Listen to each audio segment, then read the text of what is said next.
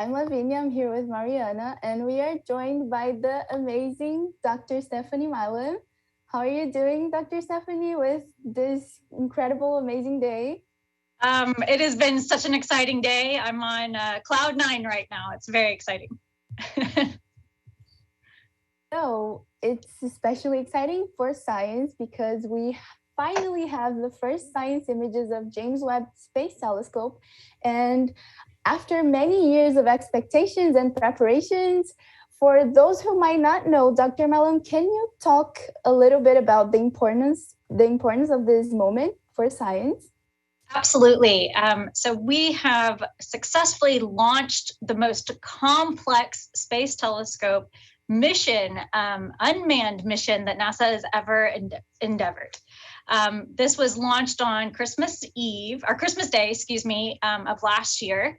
And with that launch, we had a 30-day period of time where we had to unfold this massive space telescope, which is the successor to the Hubble Space Telescope, and send it 1 million miles away from Earth and unfold it with this complex system and key engineering so that we can now explore the furthest reaches of the universe, back to the first stars and galaxies, as well as do things like study planets around other stars and even study objects in our own solar system. That is so amazing. And I believe you have a few images released today that you're going to share with us. Dr. Milam. Absolutely. So I am going to share with you 2 of our 5 images that we released today to the public, demonstrating the capability of the James Webb Space Telescope and sort of what it's going to take us on in our journey over the next couple of decades, actually, with science. So the first image that you're going to see is actually called the SMACS deep field. This is known now as Hubble, or the James Webb Space Telescope's first deep field image, which is absolutely a misnomer. In only about 12 hours of time, we were able to take this image with one of our big cameras on board. And what you're seeing is a galaxy cluster in the center, then a whole series and smattering of other galaxies extending all the way back to 13.1 billion years into the universe. So we're talking the first couple 100 million years of galaxies are present within this image. And those are just the ones that we did our first look at and to understand how far away they actually are. With a little bit more time and a little bit more careful analysis, we'll probably find that some of them are actually even further away and into the distant universe. One of the fun parts about this image is you see that all the galaxies aren't necessarily look as galaxies as we would expect them to. They're not spiral-like or what we would think of what the Milky Way looks like, for example. Some of them look like they're almost smeared across the image. And this is because that cluster of galaxies in the center of the image is actually acting like a magnifying glass. And so it's stretching the light from even further distances behind those galaxies and causing them to come into our perspective. So we can actually study things that are even more distant than what we can see within the general field of those galaxies. So this is absolutely a fantastic and revolutionary image, and only just a scratch of the surface for what we're going to do with the James Webb Space Telescope. But this is only one of the 5 that we actually released today. The second image that I'm going to show you is sort of the bread and butter of what infrared observatories can actually do. So this image is where stars and planets are actually formed throughout our galaxy. This is the Carina Nebula. And what you're seeing is sort of this fantastic brilliance of mountains of gas and dust where baby stars are being formed. That gas and dust is actually being eaten away at the top of the image by other young stars. But you see all the crazy detail that's coming through in these pictures, just really opening up our eyes and what the discovery space is for the next generation of astronomers.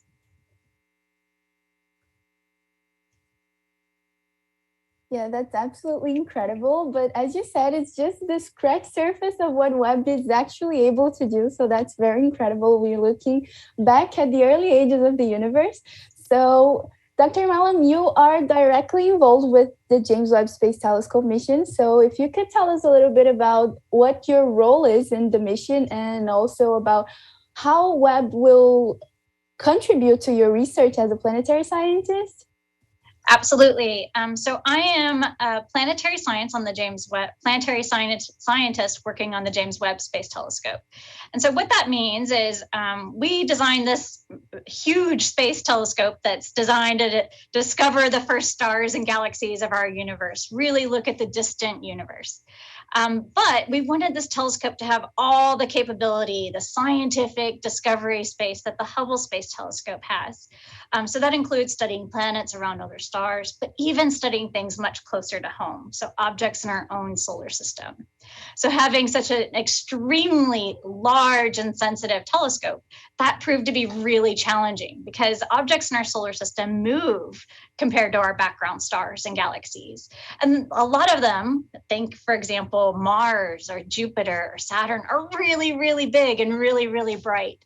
So being able to observe these things in all the details that we really want to do at these wavelengths is something that they asked me to come on board and help ensure that we had that capability for the James Webb Space Telescope. My personal science is studying comets.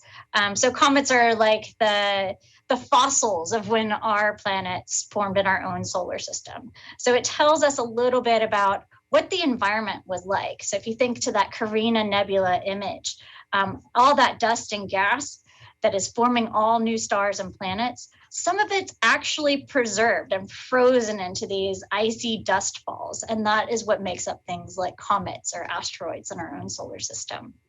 So being able to study that in all the detail that we can really tells us a lot about how our own solar system formed, as well as how other planetary systems may be forming, and if they are absolutely different from what we have in our own solar system, or maybe there's something that suggests that they're similar, maybe even something that has planets that look like Earth.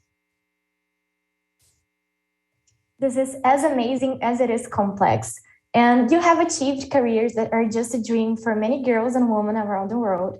And what would be your advice for girls aspiring to pursue a career in astronomy or related research? What ability should they look for, develop, and how should they prepare? Absolutely. This is my dream job. When I was 6 years old, I told my mom after I got to visit one of the NASA centers that I was going to work for NASA one day and hopefully be an astronaut. So the first part of that came true. I do get to work for NASA, but I'm working on things that are even beyond what astronauts can do. We're exploring parts of the universe that humankind will never ever get to touch or actually explore in person.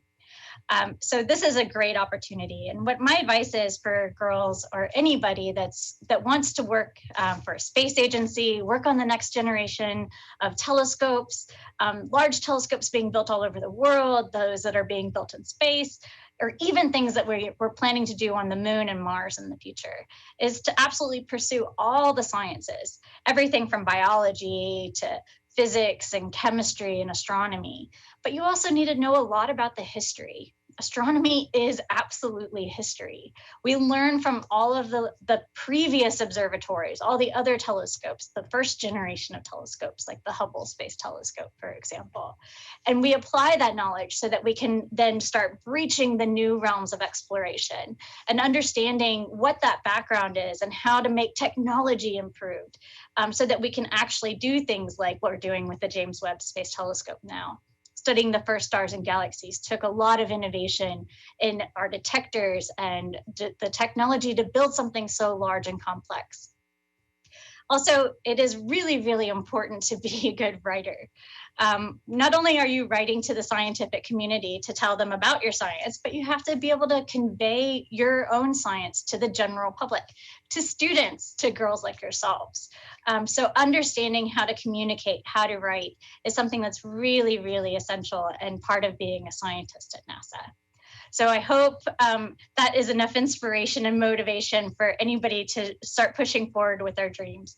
Take every opportunity to meet somebody, introduce yourself, tell somebody, a scientist that you meet, how much you really enjoy what they do and what the passion is that you have that may be related to their own work. This was such an enriching conversation. Thank you so much for your time and insight.